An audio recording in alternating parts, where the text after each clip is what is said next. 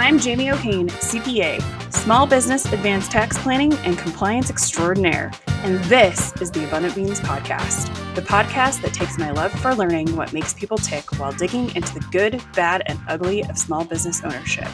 We strive to give you the insight that only those in the trenches of being and working with entrepreneurs can provide. Today, we're going to welcome to the podcast Kristen Putnam-Walkerly. Kris is a trusted advisor to the world's leading philanthropists. I'm going to have a hard time with that word like all day, just so you know. And the president of Putnam Consulting. As a philanthropy advisor, speaker, and award-winning author, she's helped hundreds of philanthropists strategically allocate over $500 million in grants and gifts. I like the strategically allocate. She's the author of Delusional, Altruism, and I actually have it right here. I found it. I was like, I know it's on the shelf somewhere. And Confident Giving, Sage Advice for Founders. Kris is also a Forbes.com contributor on philanthropy, a global philanthropy content partner to Alliance Magazine, and the U.S. philanthropy expert to the leading Dutch philanthropy media outlet. Not even going to try that one. In 2017, Kris was inducted into the $1 Million Consulting Hall of Fame, one of only 75 consultants worldwide who are recognized for outstanding accomplishments and are regarded by their peers as global leaders in consulting. Welcome. Thank you very much. Good to be here. It's good to see you again. So what was your first job? My very first job in high school, I was 15 years old, and I worked at the College of Worcester in Ohio in their food service department. So I think I was, cleaning dishes and bringing out trays of food for college students. My first job, though, like professionally, I graduated from college at Indiana University and moved to San Francisco and went to work for a nonprofit that was trying to support human rights in Central America. And so that was my first professional job. I did a lot of organizing. And it actually was, when I think back on it, the beginning of my understanding of what I now call delusional altruism, which is the topic of my current book. Mm-hmm. Back then, so I'm dating myself. This was, I graduated college in 1990. So this is the early 90s. The fancy new technology of the day was the fax machine. And I would say I only have a fax machine because the IRS makes me fax things to them. Right, exactly. And it's not even a fax machine, it's a digital fax machine. But we used faxes then the way we use social media now, which was to get the word out quickly. You send these fax alerts to people to get them to call their congressperson. And so, but we didn't think we could afford our own fax machine because it cost too much money. We were trying to send all of the money we raised to Central America. So instead we had to walk 10 blocks, a mile round trip to send faxes. We had to borrow somebody else's fax machine, another organization. And so we would do this, multiple times a week, sometimes every day. And then I find myself a couple of years later, I'm still working at this organization, and we go to Central America to deliver aid. And we walk into the office of one of these organizations we're supporting. And what do I see? This ginormous fax machine, right? This thing faxed, collated, copied, stapled, it practically made the coffee. And I was stunned because they were aid recipients and we were aid, bringers of the aid. Mm-hmm. And I asked the executive director, how could you possibly afford a fax machine? And he said, well, we have to send faxes every day. We need this. Of course we need a fax machine. And to me, it was my first understanding of, what I call delusional altruism. And part of that is the scarcity mindset, mm-hmm. where we thought we were helping folks by having a scarcity approach to our work and not investing in ourselves. Mm-hmm. But really, we were just wasting a lot of time, right? Because imagine if instead of spending an hour walking round trip to send a fax every day, we had spent that hour, calling donors and asking for money. Right, we could have raised a lot more money than that fax machine ever would have cost. And so it was my first job out of college, but it was certainly a very influential experience for me in my work. I love that. There's that saying, I've been saying it a lot lately, stepping over dollars to pick up pennies. Mm-hmm. Mm-hmm. Absolutely. I'm in an industry where people are very frugal, and I'm always very, very, very confused by it. in a lot of situations. We really have to invest in ourselves. I think as business owners, as philanthropists, as nonprofit leaders, it's like putting your oxygen mask on first before you can help others, right? Yeah. And I think it's the confusion that time has no value. I think that's what I run to a lot is like, why wouldn't you pay the $40 a month for the scheduling situation that makes you not have to do this by hand to save like 10 hours? Like, what is the you could take a nap, or you could earn that like 5 times over in that 10 hours, or 1,000 times over even. Yeah, I was just talking with a client literally before getting on this with you, and we were talking about how much time they waste. It's a grant making foundation, how much time they waste preparing for board meetings every quarter. And it's an inordinate amount of time. I mean, I have clients where they'll say, we're going to spend like a month or several months to prepare for the board meeting, which happens every 3 months, right? Like that just makes no sense. And there's all this preparation, and the big event, the board meeting. And then there's the recovery. Like, people are exhausted afterwards. They need to take time off. They might need like their, emails haven't been answered and, work is piling up, and then they do it all over again. And no one is paying attention to how much time that takes. It's stunning to me. So they really work for like a month and a half on the or if you add it up, if you spend a month preparing for every board meeting, and that happens 4 times a year, and then you need a couple weeks to recover from all of that. That's an extra month, 5 months a year. And if you you can do the math. I mean, you can look at someone's salary, add 25% benefits, calculate their hourly rate, if you will, and just estimate like how much actual time and money you're spending for all this. I mean, these, board books and all this craziness, and, no one reads any of this stuff. Right. For no ROI, for it to go on a shelf somewhere or no ROI. Be trashed. Exactly. Yeah. We used to spend a lot of time like putting together tax returns and like, whatever, and, packets for the financials and whatever. Nobody ever read them. I was like, we're done. I'm done doing that because you don't care. And it's just a waste of our time. Exactly. If you cared, you let me know that you wanted it, but not a single person has noticed we haven't done it for the last 2 years. That should tell you something, right? And I was like, nobody ever asked for their management packet. Like it never happened. So it was like, and then and I did that because the firm I used to work for did that. And I thought it was great. Like, here's your financials, here's some notes, here's some, things we see. And then I work for company that is still their tax client, and then they would hand me a packet because I would help with some of the financial stuff, and I was like, I don't want your packet. Trash. And that was kind of my moment of, okay, wasting my time putting together packets. People aren't listening. People aren't reading our packets. So give us the quick rundown on your career journey. You already talked about, that first nonprofit you worked for, and then where'd you go from there? Well, what did I do? I went to work for the VA, the Veterans Administration. I was basically like a glorified administrative assistant, helping a public health research center. And then I went to get a master's in social work, thinking that I was going to run social service agencies. I would be the executive director of some social service agency. That was my goal. And then when I was in grad school, I took some classes in evaluation and how do you evaluate the impact of nonprofit programs and social services. And I thought that was really interesting because, of course, at the end of the day, you're trying to help people or, communities or the environment or, whatever you're trying to help. And if you don't evaluate the impact, how do you know if you're being successful or what to do more of, what to stop doing, what to change? So I actually went to work at Stanford University after grad school in the School of Medicine at another public health research center. And that was funded, this project was funded by the California Wellness Foundation.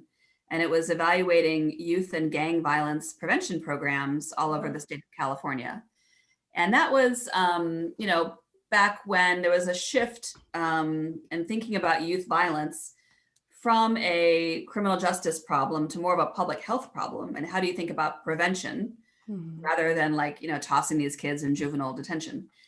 And how do you prevent violence and gang violence? And so that was really interesting and a great experience. And because it was funded by this large foundation, I recognize the value of philanthropy. You know, if you have nothing else as a philanthropist, you have money, you know, either your own or you're working at a company or a foundation and it's somebody else's money. But, you know, and money can be spent well or not so well. But if you do it right and you bring in, you know, really smart people, diverse perspectives and experiences, you listen to the people who are impacted by these issues, and engage them in coming up with the solutions. And, you know, you really think about what's the right intervention, what's the best way to tackle this problem and put the money behind it. You know, you can really create a lot of change. And so then I went to work at the David and Lucille Packard Foundation. And this is the family foundation of Dave Packard of HP. I was going to say the HP family. Yep. And so at the time was the largest or one of the largest in the country. And, you know, great experience. I did a lot of grant making to support access for low-income Americans, access to both Medicaid and the CHIP, gosh, I'm going to forget the name of the acronym. Health, anyway, it's like a low-cost health insurance. Children's health.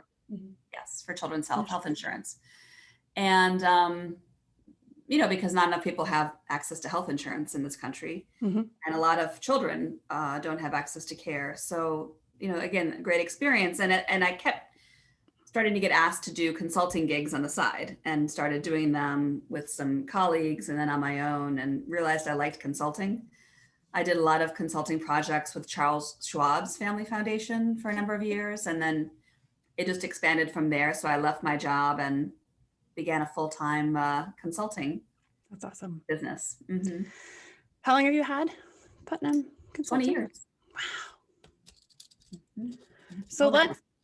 So let's get down and like kind of into the down and dirty on philanthropy. You're pronouncing it better. That's good. We'll get there eventually. I don't say this word very often. You said in the book, it kind of sounds hoity-toity. And I was like, yeah, I just have this vision of like the robber barons almost, you know, in like the 20s and, you know, the hats and the, you know, they're going to, I don't know, the symphony or something, but just like kind of in my mind, that's what I picture. But what is philanthropy? Yeah, it sounds highfalutin and hoity-toity. I like that word. But, you know, to me, it's really, I really think all of us are philanthropists because it's really about actively promoting human welfare. And so we can do that in all kinds of ways. We can do it by giving, you know, certainly financial resources, but also through, you know, sharing our talent, our expertise with others, by donating our time, through volunteering or serving on a nonprofit board of directors. You know, and in different countries and parts of the world, being philanthropic means different things. So like in many African countries, you know, you might be giving to family, but family is more widely defined as not just your own actual family, but others in your community or like kids of friends. And so, you know, I was talking to a woman who was like taking in her friend's children for a period of time, and that's considered part of philanthropy. So, you know, I just think it's giving of yourself and the resources that you have. You know, it can be as simple as making an introduction to a nonprofit leader, to someone in the community that you think could help them, because you know both people and you're making that simple introduction. But for that nonprofit leader, that's a really big deal. It really could be the connection they need to accomplish whatever it is they're trying to do. That's awesome. So one of the things you help people do, and you can just tell me if I'm wrong here, is to create positive impact to match their intentions. So can you talk about like what are, and the delusional altruism part, like that's where this fits in. What are the biggest mistakes people make to deaden their impact or not create the impact that they're hoping for? What are those big mistakes? Yeah, so there's lots of mistakes. And I think the first is not having clarity on what you're trying to accomplish. So it's hard to know, if you don't know where you're headed, it's hard to know how to get there or if you've arrived, right? So I think too often funders, and again, you know, donors, leaders of foundations, you know, Fortune 500 or small business, at whatever scale, you need to start with clarity as to what you're trying to accomplish. So having clarity on your strategy, you know, what do you want to accomplish in the next year? with your giving, what kind of impact you want to have in your community, what kind of change do you want to see, what kind of philanthropist do you want to be? You know, that's a fair question. And then looking at where are you today on these issues, and then, you know, what are the 2 or 3 or 4 things you should focus on to get you from where you are today to where you want to be in a year. Like, that's kind of your plan. Mm-hmm. And so I think the impact question you can create after that, because, you know, if what you want to do is make sure that every kid in your community has access to high quality preschool, and today, you know, half of children don't have access. So what are your things you're going to focus on to get from where you are today to where you want to be? Now, in a year, you're not going to have all children in your community having access to high quality pre-K. Like, that's just not going to happen. That's a large from goal. Like, you know, half to 100% in a year. I mean, unless you live in a really small town. But, you know, what are the realistic things that can be accomplished in that year? Well, in that year, you could put together a collaboration of the county government, city government, local providers, other funders, you know, transportation, to come together and create a plan. You could do a survey to understand, like, where exactly are there gaps, and why are kids not getting access? Is it because their parents don't know how to find high quality preschool? Is it because there aren't enough of them? So, you know, even if everyone wanted to, you know, enroll their kid, it would be physically impossible. Or is it because they're not located in places where people can get to easily and then get to work? And so, you know, so kind of just creating a plan. And so your impact is tracking the reality of what you're actually trying to accomplish and how you're trying to accomplish it, if that makes sense. Mm-hmm. I think another thing, though, too, is that people don't recognize that, you know, you have to calibrate your expectations of the kind of impact you want to have with the donation you're making. So, you know, you might make $1,000 donation and expect that the nonprofit's going to have like outcome measurements and an evaluation that they've done. Well, evaluation costs money. And if the nonprofit is kind of hobbling along with lots of different donations, and chances are they don't have the money and the resources to really invest in an evaluation to assess their impact. Now you know, so it's like you have to kind of calibrate your expectations accordingly, I think. And then, you know, the other thing I think it's important to think about is, you know, impact you assess based on data collected. So to do that, you have to have a program, you know, in place, for example, that's already, you know, let's just say like, you know, treating people are coming in, getting some kind of help, and you're assessing if they've changed or made improvements or whatnot. Well, that's great, but that's not a really good model to follow if what you're trying to do is something brand new. You know, if you're kind of coming up with a new innovative approach, then, you know, you have to give that some time to be able to determine if it's effective or not. Yeah. And I think, you know, philanthropy is a great way to try new things, test new ideas, new interventions. It can really be that kind of R&D money, that research and development money for, you know, social services, healthcare, crisis response, for example. I think, you know, approaching it with a mindset of, you know, openness and abundance, and being able to intervene in ways that are both meaningful and, you know, ideally impactful is a good way to go. Would you say, I just said, I just think of this because I was reading the annual report for Planned Parenthood this last weekend. Because somebody made some comment. I'm like, it's 4% abortion. Can we just not even? But anyway, understanding that whatever your dollars are going to go to, you know, especially if it's like a large nonprofit like Planned Parenthood, they have those evaluation systems, and you have the ability to look at those and understand where your dollars are going, right? Would you say one of the mistakes people make, though, is looking at kind of like their overhead or like how many directors are getting paid and saying, oh no, that one's not for me. Right. So I think a common mistake that many donors make is focusing on, as you said, this myth around overhead. Which is basically, this notion, and we've all heard it, like 99 cents of every dollar goes to support, whoever the organization's trying to help. And oh, don't worry, we only spend 1 cent on every dollar received, like for overhead or administration or fundraising or whatever. But if you think about it, like imagining running your business where only like 1% of your revenue you were allowed to invest in yourself, and the rest of it had to, like, I don't know, go someplace else. I mean, it makes no sense, right? Because you need to invest in, the lights, the rent, paying your people a good salary so that they stay, Quality people. Staff retention, research and development, investing in technology, bookkeepers, whatever kind of financial management you might have or need. The audits and those evaluation reports. Exactly. Right. Those are expensive. Right. So, I'm not saying go overboard, but certainly you have to invest, that we talked about earlier, invest in yourself in order to have the greatest impact. Right. And, nonprofits need to do that because, again, think about it. If, you have an organization that you support and believe in, and, you really believe in what they're doing and the impact that they're having, and, it's a cause you care about, well, don't you want that nonprofit to be as effective as it can be? Don't you want them to have top talent, a good infrastructure, the ability, a great like financial management system, the ability to fundraise from different kinds of people so that they always have resources coming in, a great board of directors, the ability to evaluate themselves and make course corrections and improvements, some communication or outreach apparatus, right? Of course you want all that, but all that costs money.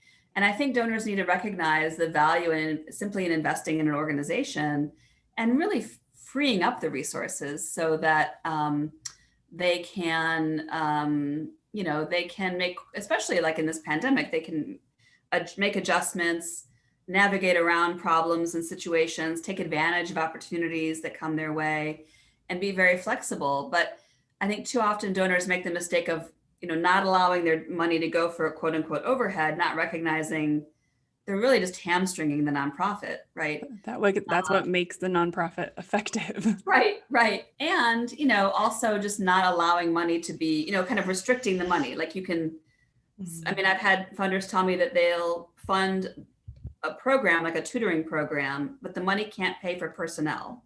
So you'll pay for a tutoring program, but you're not going to pay for the tutors. Like, what are you paying for? Like, it makes no sense, right? Or they'll pay for like a advocacy effort, but won't pay for the people to go advocate at like, state, city council. So, I mean, this is all a people business, right? So it doesn't make it, so when you tightly restrict the money, it can only be used for this and only be used for that, but it can't be used for this and only for a year. And by the way, you have to do all these reports and, fill out these lengthy application processes. Well, guess what? I mean, it doesn't make, it's common sense. A lot of the staff are spending a lot of time doing all this stuff, all these machinations, just to get money that they're kind of hobbling together to make something work. And we would never expect a business to run that way effectively, right? So why would we expect a nonprofit? Yeah, it's always interesting to me, to kind of along those lines. I'm like, if this was a side hustle for whoever's doing this thing, they're not going to last very long if they're not getting paid. Right? Like if you really truly believe in this mission, why don't you put as many dollars as possible to the person who's creating said impact?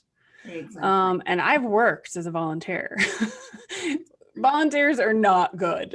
Like there's only so much they can actually do because they're not paid.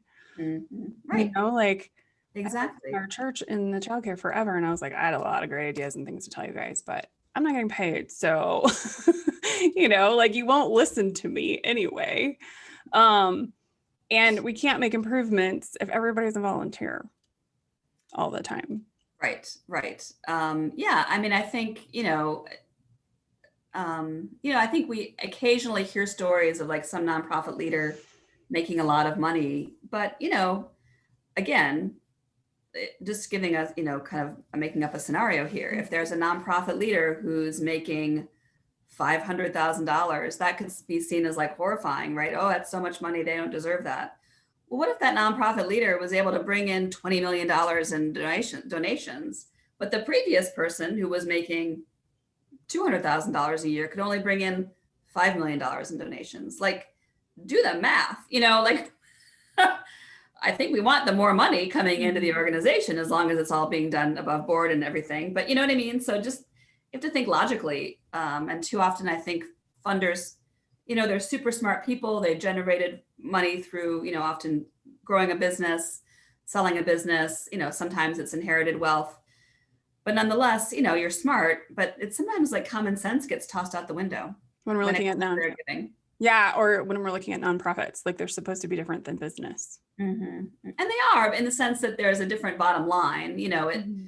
Let's just say, let's take impact, right? Well, what if you're supporting substance abuse treatment programs? Well, that's great. And we know that there's a lot of, recidivism, addicts get sober and then they, relapse. And so you have to recognize that changing human behavior and addiction or health problems can take a long time. It isn't the same thing as selling a widget and making a profit. It's different, but at the same time, it's an organization and you're running an organization.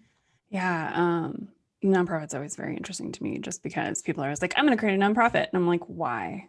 And they're like, just because then it's nonprofit. And I'm like, we're going to run it any different than you would run a business? Well, no.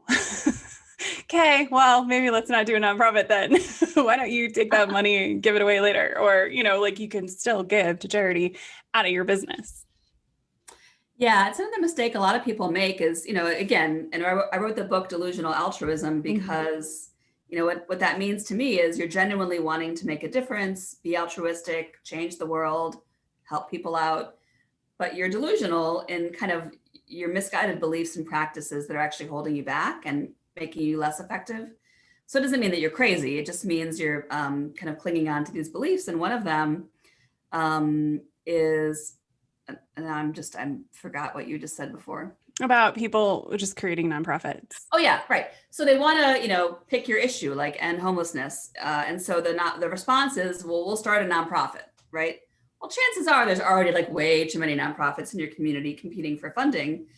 And, is your idea really that not different, honestly, than others? Maybe it is, but, do you recognize what you're setting yourself up for? You're setting yourself up for starting an organization, a 501c3 organization, and managing it and fundraising for it. And often, you have the best of intentions, but you have zero fundraising expertise.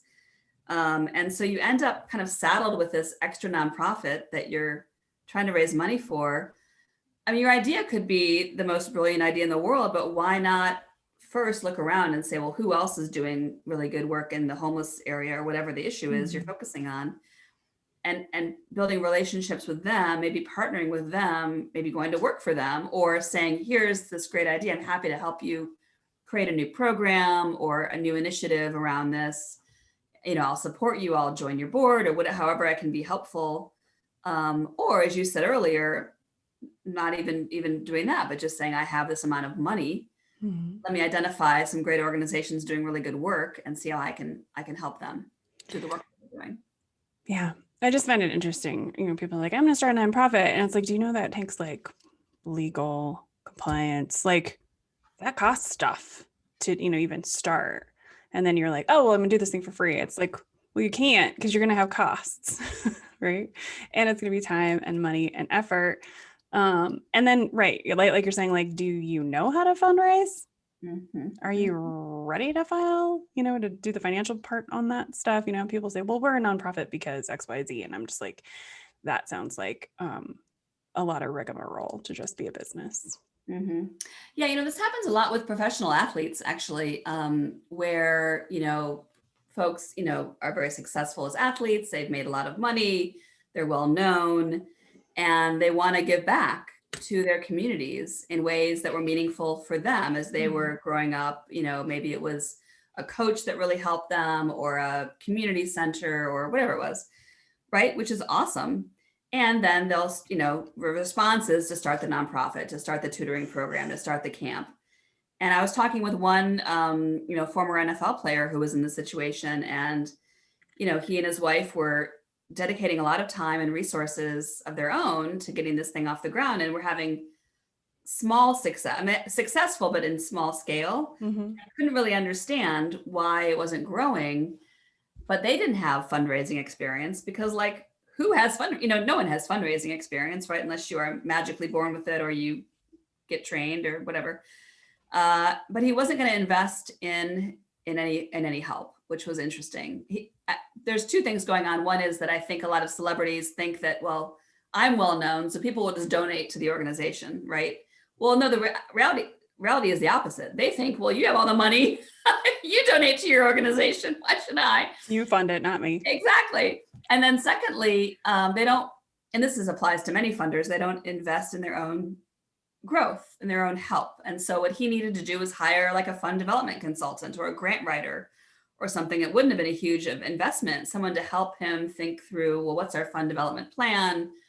Who are the right kind of, should we go after like foundations or corporate sponsorships, or what's the right approach? And then what kind of materials do we need? Like, how do we execute on this? Because then he would have raised money, but he wasn't willing to make the investment. But, too often I think funders of any kind, so if you're a small business or you're a Fortune 500 company, recognizing that you might need outside expertise, a facilitator to help you make decisions faster, someone to help you clarify your giving strategy and what your giving priorities are. There's all kinds of things. I mean, I do a lot of advising and coaching of foundation leaders, and I think the ones that are the most effective are the ones that are willing to invest in themselves and their own growth, and have a sounding board who can be there with them and help them navigate some of these challenges and opportunities, because it's hard to do it alone. And the ones that are kind of flailing are the ones that aren't getting help. I mean, we talk about that all the time in business, right? I'm all about the outside eyes. I'm all about hiring things you don't know how to do. I mean, I end up over my head on stuff and I'm like, wait a minute, what are you doing? You should hire this thing out, right? Because there's always gaps in our knowledge and we can't know everything. And especially if we're trying to create the biggest impact in the fastest way possible, especially when we're dealing with nonprofits, you can't do that yourself unless you have some expertise in it. Exactly. I don't even know where to start, Kris. And I'm financially savvy, like hand me some financials. I'll figure it out for you, right? But I just think that we just have so many holes in our knowledge always, especially if we're trying to do something completely different than our expertise. Exactly. And you don't know what you don't know also. Yeah. And so somebody that can help you identify, well, have you thought about these 5 things, or here's the things you need to be paying attention to. Here's what's going to happen when you start a foundation. People are going to look at you differently. Things are going to change. How are you going to respond? What's it going to be like when you have to say no to somebody because they don't fit into your funding guidelines? Like, let's talk about that now, before it's happening to you, so you're prepared. And like in the example of like professional athletes, generally they've never been business owners either. They've been employees. Right. Usually. Right. So, I mean, like at many of us, we might've had one job. That doesn't mean we've run an organization or we've been a philanthropist. And so, but I mean, I think certainly the book Delusional Altruism can be a very helpful guide. I mean, I wrote it really to offer, it's not a blame and shame kind of book. It's really designed to help people recognize their blind spots and how they happen. And, some of it's, having that scarcity mindset I talked about. Sometimes we talk about that all the time around here.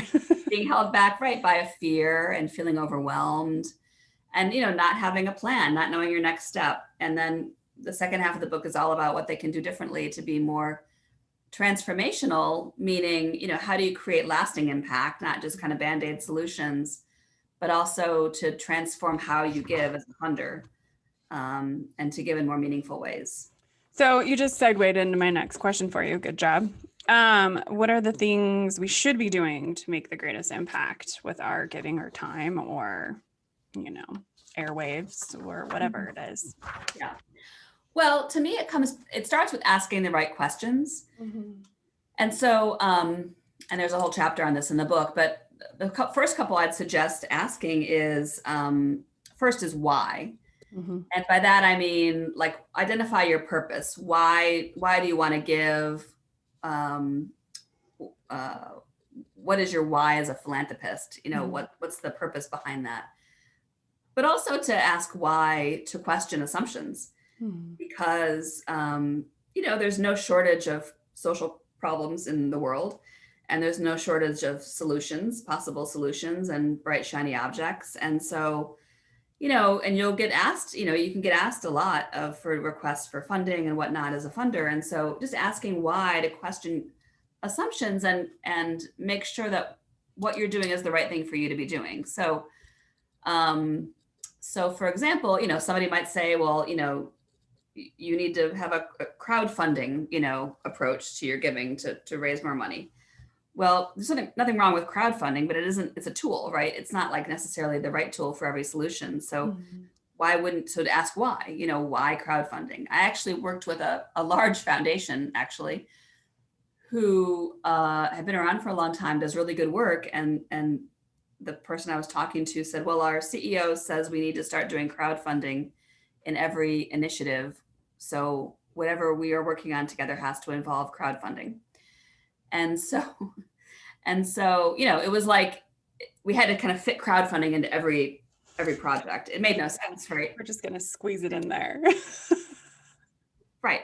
Because it was a shiny object that, I don't know, someone heard about at a conference. And so if you don't ask why, it's easy to get, just kind of taken down a path. And it isn't necessarily a bad path. It just might not be your path. The second question to ask is what? And by that, I mean, especially asking what before how. And this is really about, I think, getting clarity on your strategy before you're focusing on your tactics. So asking what is, questions like, what are we trying to accomplish? This isn't that complicated. What kind of change do we want to see? What kind of philanthropic family do we want to become? What kind of philanthropic company do we want to become? And, then looking at, well, where are you today? And only then figuring out how do we get from where we are today to where we want to be? What's the 20% of effort that's going to drive that 80% of result, given what we're trying to accomplish? But too often, I think funders will kind of start with we all do this. We start with the tactics, right? We go for want the checklist of things we can check off, right? You can't possibly know how to do something until you know what you're trying to do, right? You can't choose among your options until you have clarity on your objective.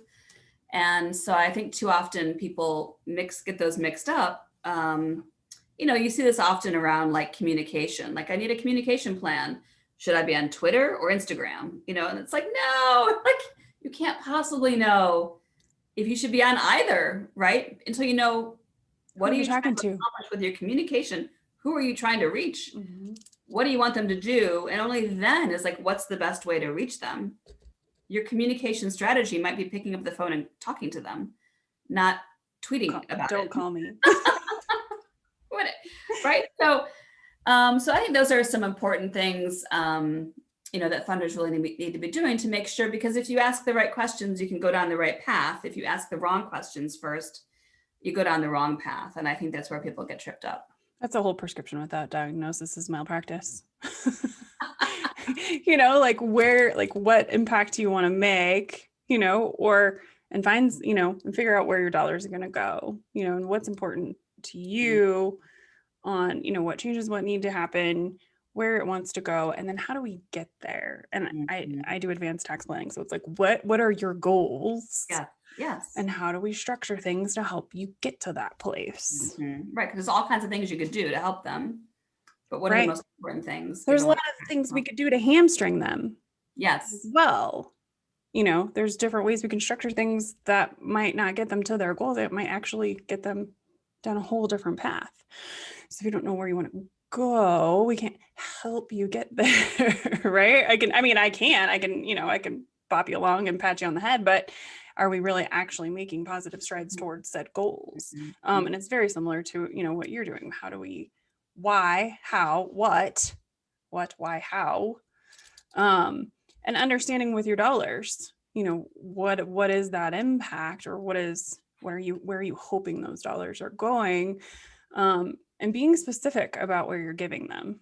I know, we used to give a lot to our church, and I was just but then where does it go from there?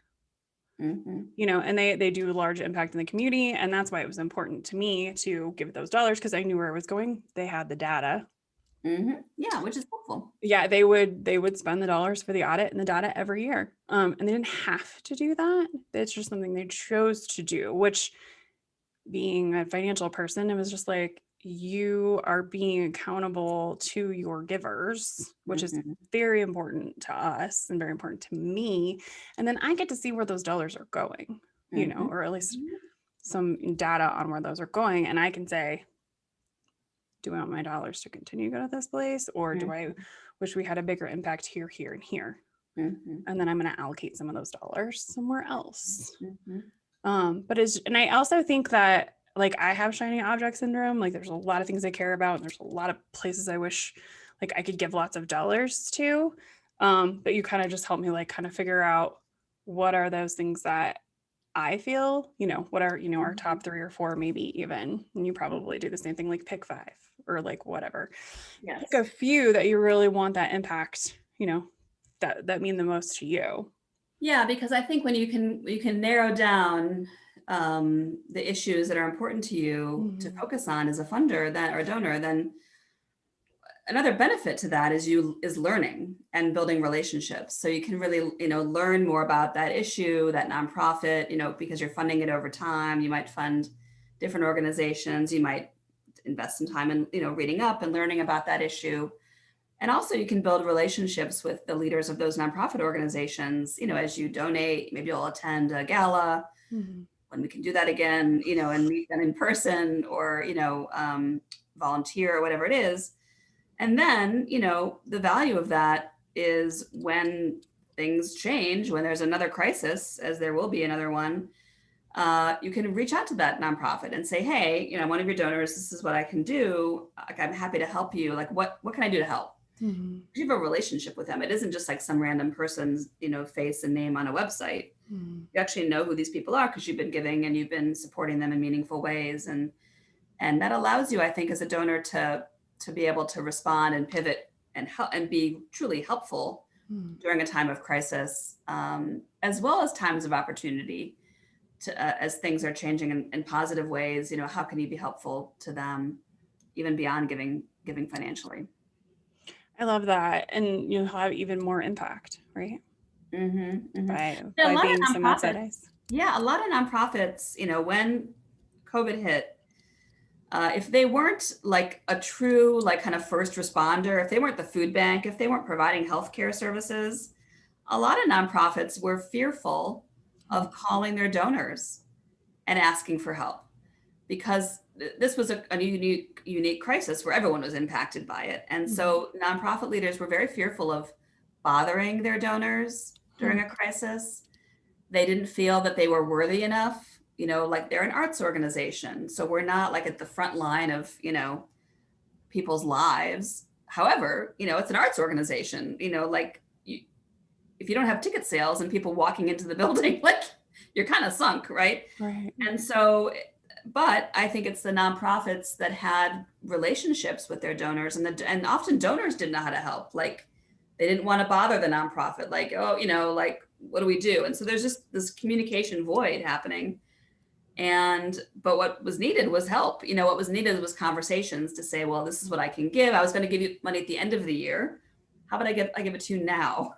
Because I think you need it right now. Right. Let's allocate some of it here and some of it here. Or I'll help do a, virtual house party and help you raise money. Or what else do you need? I mean, a lot of nonprofits could have benefited from an introduction to a banker in April or May, as they were contemplating applying for the PPP loans and other federal loans, right? Because well, and now too for this, you don't necessarily have a person at the bank that you have a relationship with. And so as a business leader or person in your community, you might be able to make those kinds of introductions. That can be really helpful and meaningful. It costs you nothing, and really not even much time, but it really can make a difference.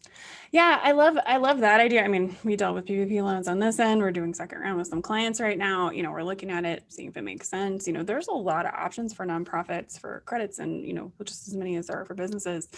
But a lot of these people probably have businesses too, right? Or they have accountants, and they could just say, hey, I'm going to pay for 3 hours in my accountant's time to help you with this thing, so that we can help you get funded. What needs to happen? We can give you dollars, but we also can give you, what is your pain point? Because a lot of us accountants learned how to be bankers in the past year.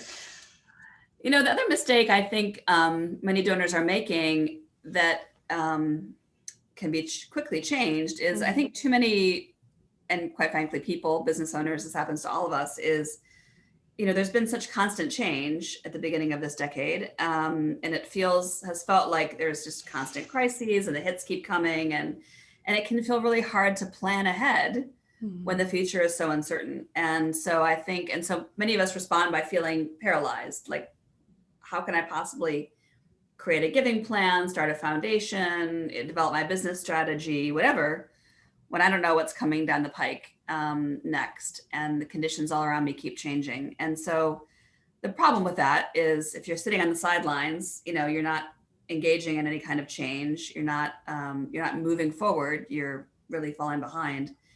And I think that, again, you have to take a mindset shift from the idea of an unknown future paralyzing you to letting it free you, because really the future is no more uncertain today than it was last year or last decade or last century, right? We just all feel it more right now.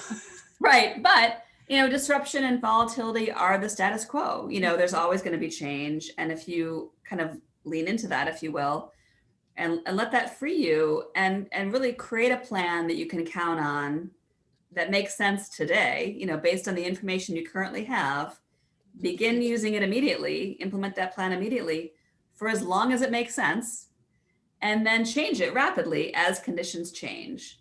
Yeah. And expect that they will change, and really build in time, like literally on your, if you're planning for your strategy for the next year, plan every 2 months that you're going to check in with your team or yourself if it's just you, and what's working, what's not working, have conditions changed in the world or within our organization that would warrant us to revisit this? Do we need to add something, stop doing something, pivot, tweak, whatever? Because then you always have a living, breathing, sentient strategy, guiding or plan, guiding you with the confidence you can change things along the way. And actually, I wrote this guide that might be of interest to your listeners. It's called 8 Things Every Philanthropist Can Do to Change the World. I love that. Even when the world keeps changing. And it's a free download. You can go to 8things.org and download it. And, it's applicable to philanthropists, to nonprofit leaders, really to business leaders, but it's really all about, 8 steps to, creating this plan you can count on, even when conditions all around you keep changing, having the confidence to know that you can change it along the way, because, having a good, even if it's not great, perfect plan allows you to move on something. It allows you to rally your team on something, identify your top priorities, and make sure that your resources are being allocated appropriately. If that's your business strategy or if it's your giving plan, whatever it is, I think it's really important that we don't feel paralyzed in fear by all that's going on around us. And that creates resilience, right? If we say we want to get here, but there's 1,000 different ways we can get there, or maybe we're going to take an opportunity on the way. But having those, just like, I like to call them like yearly goals, but we do quarterly or monthly or whatever, because then we can just kind of change things as we go, and having that resiliency, because really in the end of all of this, the nonprofits that are going to live, the businesses that are going to live, the things that are going to continue are the ones where people said, everything's changed for us, or things have changed for us. How are we going to solve for this? And then a lot of the time they're better on the back end, right? Because they've been resilient, or they've created processes, or they've created a delivery way that they didn't have before, that really does create that resilience in the business and gives them, more flexibility. Right. I mean, I think resilience is really not, you don't just bounce back from a problem or crisis, you bounce forward. And to me, part of that forward momentum is, having clarity as to where you're headed and the confidence. I mean, I was talking to a nonprofit leader last month who had just created their strategic plan, like in February, of 2020. And so, the whole thing, everything changed, of course, with COVID, but he said, thank God we had that plan, because we had 2 things going for us. We had a plan to tweak, right? It wasn't starting from scratch. Like, now what do we do? I was like, okay, we have our strategic plan. Obviously, we can't continue the same way, but we're not starting from zero. We can figure out what to adjust and change. And they also had developed kind of a planning mindset. Their team had come together and thought about what are our priorities and how do we get clarity on what's most important for us to be doing and who's responsible for what. And, they had a process in place so they could also activate that process to tweak it, and, continue tweaking it throughout the year. Mm-hmm. That's why people are like, I need a business plan. I'm like, no, you're not. It's just going to sit on a shelf. Like, we need a strategic plan, right? Or we need 10-year goals, 5-year goals, 3-year goals, 1-year goals, right? Because that's how we figure out where we're going long term. A business plan is just a document that doesn't change, right? Mm-hmm. Flexibility is key. Yeah, the flexibility is key because you're right. Things are changing rapidly. Even without a pandemic, things are changing rapidly. I can't tell you how much of my industry was completely frozen by the fact that they couldn't do in-person appointments anymore. Yes. I'm like, y'all, there's this thing called Zoom. I'm an early adopter. In the accounting industry, I am an early adopter. But I'm just like, y'all, we have to get on the same page here because people are not, like, you're wasting people's time. I started doing Zoom appointments because I was like, I'm not driving 45 minutes downtown to have an hour coffee and come back. That's a 4-hour round trip if I get dressed. It is. And I'm just like, that's a waste of your time and my time. And you could be working on your business and I could be working on my business. And we can hop in a Zoom call, pants optional. And we can do 30 minutes, and it's changed my business and it's changed my driving and it's changed, it's changed so much. I know. But that was because you invested in your own, building your technological muscles, really. Mm-hmm. As did I. I mean, I was using Zoom, not as much, obviously, but so it was not that big of a deal. I knew how to use it. I knew that I could use it. I knew where to go for the Zoom tutorials and learn more and how to use a whiteboard and all that stuff. Right. But it was a fast uptake as opposed to starting from scratch. I mean, I know donors, foundations who, I think all foundations in the world could be divided into 2 categories in March of 2020. Those that had the ability to make online grant payments electronically and those that couldn't.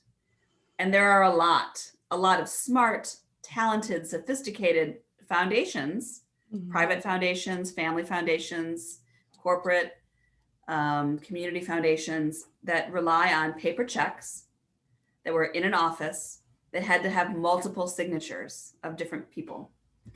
And I talked to foundation CEOs who were in a state of panic because they desperately wanted to get money out the door. They wanted to, support these nonprofits and physically couldn't because their checks were locked in an office and they had no way, it's a bit of an effort, to take an organization to do that online. It isn't like you just call the bank and say, set me up on an online situation.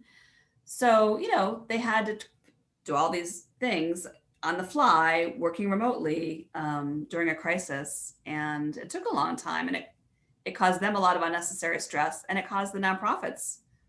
They wanted to support a lot of unnecessary stress as well. That's crazy to me. Right. But just by investing a little bit of, technology and time to kind of create some online systems to help you, it really makes the difference. And it's that way for everything. It's not just technology, right? Yeah. But just think how much more efficient they are getting the dollars out the door now. Right? They're not mailing checks. The nonprofit doesn't have to wait for them. They don't have to go to the bank and cash them. I stopped taking checks 3 or 4 years ago. I have one client that would send me checks. Everything is on recurring payment. You know how much time that saves me? A lot. A ton. It's so crazy how that simple thing can save you a ton of money and a ton of time. And people are always like, the credit card fees. And I'm like, you didn't have to go to the bank. That's worth the credit card fees. Yes. I give my clients a 10% discount if they pay their whole consulting fee up front in one payment, rather than drag it out over time, because then I have control over the money. but also I'm not like billing and worrying about all that stuff on a monthly. I mean, who wants to do that? Like I have better things to do with my time. It's just not I could do that, or I could call a potential client and say, hey, like, get more business. It's like all about how you use your time. Again, clarity and what are you trying to accomplish and what's the best way to do it and what's the best use of your time as the leader or the entrepreneur or the donor. I love that. Actually, when we started, Kris, I was like, this is going to be interesting because we talk about business a lot, but this is all very much stuff we talk about all the time. So I really appreciate your time. Okay. So what is the easiest way for people to find you? Yes. Well, a couple things. One is, as I mentioned, if you want to download that free guide, it's 8things.org. With an 8 or an EIGHT? Oh, actually, you could use the number 8 or the word 8. And we always drop everything in the description. So so 8things.org, and that's the free download for the guide, 8 things every philanthropist can do to change the world, even when the world keeps changing. That will link to my website, but also the website is Putnam-Consulting.com. And there, you can learn all about the various, strategy, advising, coaching that I do for funders, as well as wealth advisors and family offices. And then the book, Delusional Altruism, is available on Amazon and Barnes & Noble. And if you go to delusionalaltruism.com, there's all the links that you need right there. All the websites, dang. And you also write for Forbes. I do. About philanthropy, I do. Yes, I saw. So I was reading through some of your links earlier. Awesome. Okay. Last question. What is the one thing you recommend people do to help their causes today? What would be the one thing to figure out? To help their causes? Yeah, to help whatever cause is important to them. I would invest in just learning. I'd really take some time, identify whatever that cause is. Mental health, I think, is going to be a cause on many of our minds in the next coming few years. And really just take some time to learn more about it. Identify, organizations to support. What are some best practices? What are some, promising interventions? Because I think the more informed you are as a donor, the more impact you can have in the in the ways that you can be supportive to those organizations and to the different strategies that are the most promising or, shown by data to be the most effective. I really love that. Understanding what you want and understanding what's important in that realm without, just blindly giving your dollars to, whatever sounds the best, but what creates the most impact. Awesome. Kris, thank you so much for your time today. Oh, you're welcome. Thanks for having me. Thank you so much for listening or watching. Be sure to subscribe on YouTube, iTunes, or wherever you prefer to listen. If you learned something and found some useful information to apply to your business today, please consider giving us a thumbs up and a review. Until next week, be abundant.